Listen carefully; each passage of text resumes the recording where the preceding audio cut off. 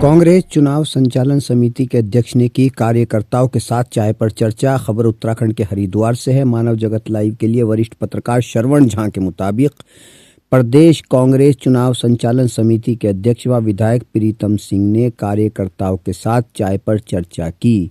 पूर्व मेयर अनीता शर्मा के कृष्णानगर कनखल स्थित कैंप कार्यालय पर चर्चा के दौरान प्रीतम सिंह ने कहा कि भाजपा शासन में भ्रष्टाचार चरम पर है।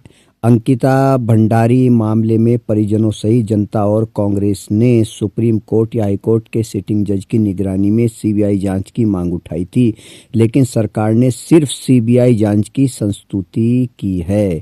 देवभूमि में कभी किसी किसान ने आत्महत्या नहीं की, लेकिन इस सरकार में पुलिस द्वारा प्रताड़ित होने पर किसान को आत्महत्या करने पर मजबूर होना पड़ रहा है।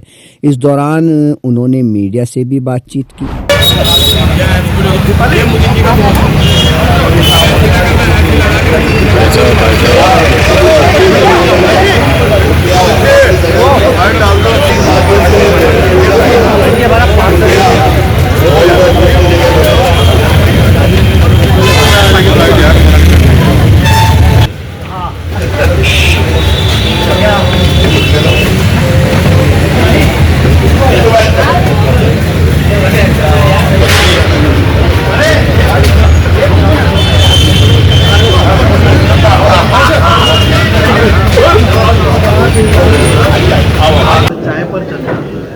हरिद्वार तो देवभूमि का प्रवेश द्वार है।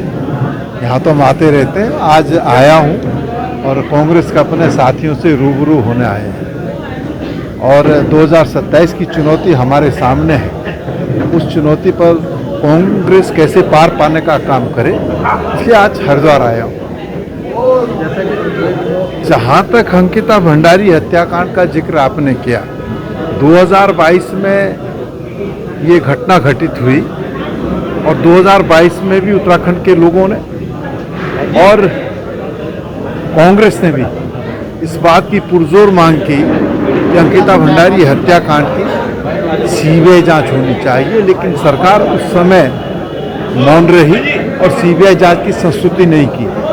अब एक महिला द्वारा दिसंबर 2025 में ऑडियो और वीडियो प्रसारित किए गए।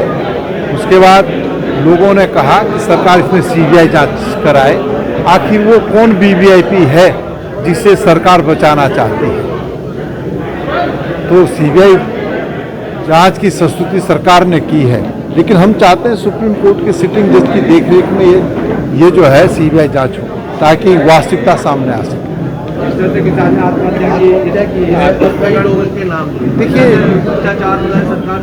देखिए, जब हम सरकार का जिक्र करते हैं, सरकार हर मोर्चे पर विफल है।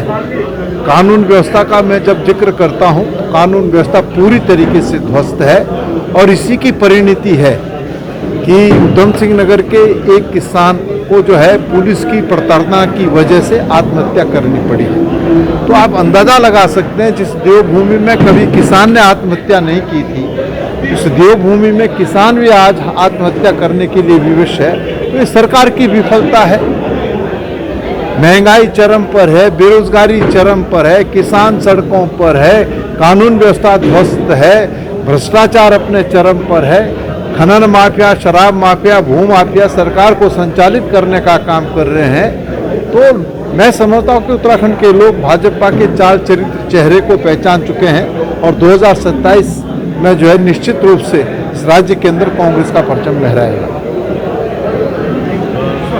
इस देश के गरीब आदमी को उसके घर के पास रोजगार उपलब्ध हो, इसके लिए केंद्र में जब कांग्रेस की सरकार थी, उन्होंने मनरेगा लागू करने का काम किया और उस मनरेगा के माध्यम से गरीब आदमी को रोजगार उपलब्ध हो रहा था।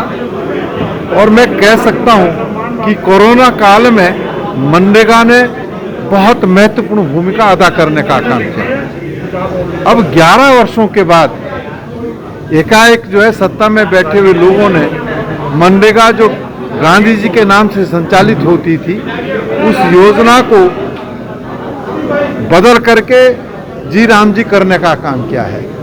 हम सत्ता में बैठे लोगों से एक बात पूछना चाहते हैं कि क्या नाम बदलने से सब चीजें बदल सकती है। देश के कृषि मंत्री जी जब प्रेस कॉन्फ्रेंस करते हैं तो कहते हैं कि मनरेगा में भ्रष्टाचार था। तो 11 साल तक आप क्या करते रहे? आपने उस भ्रष्टाचार को क्यों नहीं देखा, क्यों कार्रवाई नहीं की? असलियत ये नहीं है, असलियत ये है कि पहले ये योजना 90% भारत सरकार देती थी, 10% राज्य सरकार देती थी। अब इस मनरेगा योजना में 60% भारत सरकार देगी, 40% जो है राज्य सरकार देगी। तो आप अंदाजा लगा सकते हैं कि मनरेगा ये योजना कैसे संचालित होगी। आज भी अगर उत्तराखंड का मैं जिक्र करूं तो उत्तराखंड राज्य के अंदर करोड़ों रुपयों की देनदारी मनरेगा के अंदर जो है मजदूरों की है, लेकिन केंद्र सरकार को कोई सरोकार नहीं। केंद्र सरकार कह रही है कि 125 दिन का हम रोजगार देंगे, लेकिन जब हम इसको देखते हैं तो 125 दिन रोजगार उपलब्ध नहीं हो सकता है। तो ये तो लोगों को दिग्भ्रमित करने के लिए ये सब कृत्य जो है केंद्र सरकार ने किया है। और निश्चित रूप से कांग्रेस जो है मनरेगा के अंतर्गत जो परिवर्तन सरकार ने किए हैं उसके विरुद्ध जो है सड़कों पर संघर्ष करने का काम कर रही है।